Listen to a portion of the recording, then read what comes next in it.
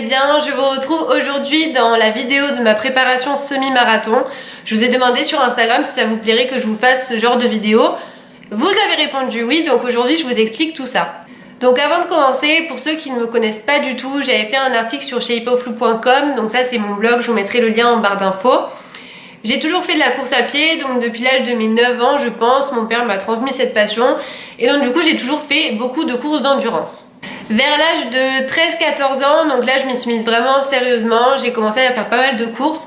Après c'était toujours du 10-12 km, ça allait jamais au-delà, c'était vraiment pour le plaisir, c'était pas dans un objectif de compète, de faire des très longues distances et tout, c'était vraiment pour le plaisir, sauf qu'au bout d'un moment j'en ai trop fait et j'ai voulu faire autre chose, j'ai voulu me consacrer à la danse, je faisais beaucoup de danse avant. Et donc du coup voilà, donc j'ai laissé tomber un petit peu la course à pied et je me suis remise uniquement l'année dernière. Donc là je me suis remise un petit peu parce que c'était l'occasion de faire quelque chose avec mon père et avec ma famille en général. Donc du coup je m'y suis remise donc j'avais 19 ans à ce moment-là. Et quand j'ai commencé à progresser un petit peu, mon père m'a dit, dis donc t'as pris un petit peu de l'expérience, on va t'inscrire à un semi-marathon. Oui. Je vais vous expliquer comment s'est passée ma préparation. Donc il faut savoir qu'elle a duré 3 mois environ. J'avais dit 3 mois c'est parfait, au moins je peux me consacrer à mes études à côté et en même temps je peux m'entraîner pour le semi-marathon. Donc 3 mois ça me paraissait vraiment être la durée idéale pour être prête le jour J, mais en même temps ne pas vraiment me consacrer qu'à la course à 100%. J'ai commencé par faire des courses qui étaient à différents niveaux avec des nouvelles distances. Et donc du coup j'ai commencé par la course de Saint-Laurent de 14 km. C'était une distance que j'avais jamais faite. Et je me suis dit, bah écoute, c'est l'occasion de te tester. Et en plus sur une course, c'est pas du tout les mêmes sensations qu'en entraînement. Donc au moins tu sais que là les 14 km, t'es obligé de les faire. Et donc du coup ça te poussera vraiment à te motiver, à être préparé pour ça. Allez, courage! Là c'était une petite course sympa, rien de particulier, mais c'était juste pour que j'arrive à faire la distance. Ensuite donc là j'ai commencé à faire des courses de 14-15 km pour m'entraîner, mais voilà, c'est jamais monté au-dessus de 15, c'est vraiment pour commencer à m'entraîner un petit peu. Ensuite je me suis inscrite à l'Hiverna Trail, donc ça c'est une course qui est assez connue dans ma région. Et donc du coup comme son nom l'indique c'est un trail, donc un truc que je n'ai jamais fait. Il faut savoir que je cours que sur du plat, donc quand il y a 15 mètres de dénivelé chez moi c'est la folie quoi. C'était vraiment une expérience trop géniale, je me suis régalée.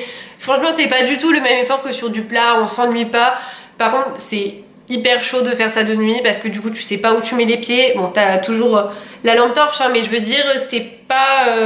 Quand on n'a jamais fait, on est un peu anxieux vraiment de savoir où on pose les pieds. J'ai dû me refaire les chevilles 3 fois. Mais l'ambiance c'est trop bien en fait. Et genre j'ai vraiment adoré faire ça et je pense que j'en referai à l'avenir.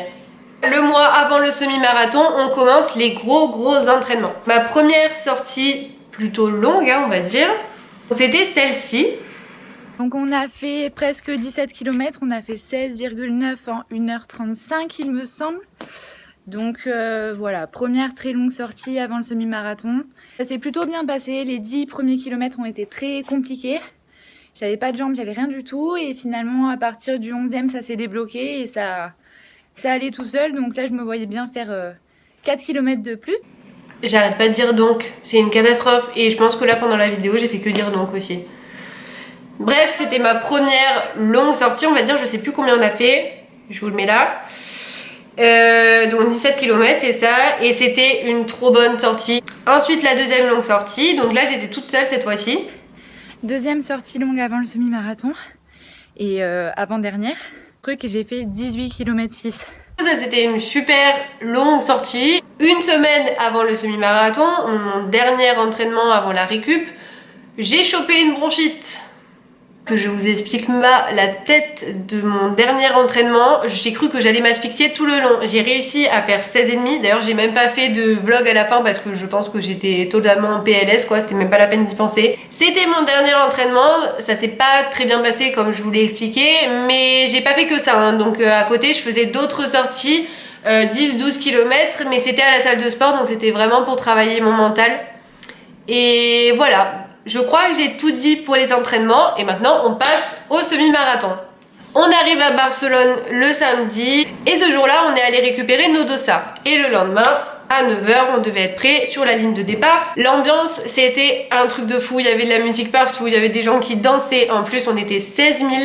Donc c'était un truc de fou. Franchement, pour moi qui fais que des petites courses, etc., c'était vraiment trop bien.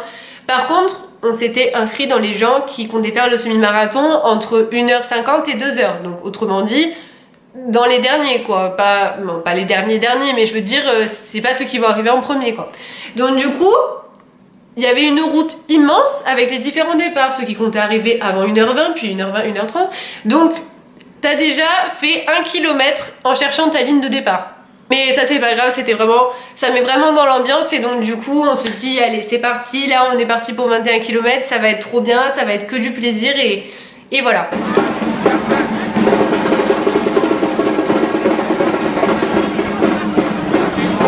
On est parti pour le 21 km, les premiers kilomètres ça se passe plutôt bien.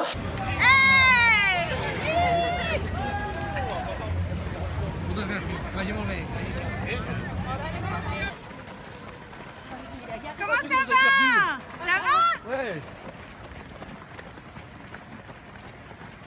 L'ambiance, ça m'a vraiment mis dedans en fait, la foule et tout, ça porte, c'est vraiment trop agréable pour ça.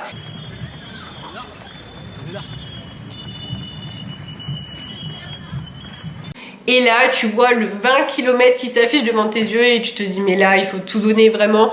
C'est fini, c'est fini, il reste qu'un kilomètre, tu donnes tout et c'est terminé. Et franchement, quand on passe la ligne d'arrivée, c'est une trop bonne sensation. Enfin, on se sent trop fier d'avoir fait tout ça et on se dit que c'était pas pour rien et vraiment, trop bonne expérience.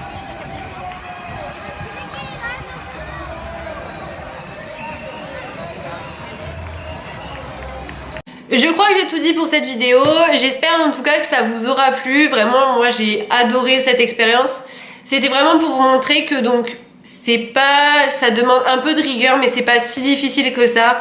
C'est vraiment réussir à se fixer ses entraînements, à arriver à lier l'alimentation, à travailler le mental aussi parce que sur ce genre d'épreuve on se rend pas compte mais le mental ça joue énormément le jour où on y est. Et donc je voulais vous partager mon expérience, j'espère que ça vous aura plu et je vous retrouve bientôt pour une nouvelle vidéo. Ciao.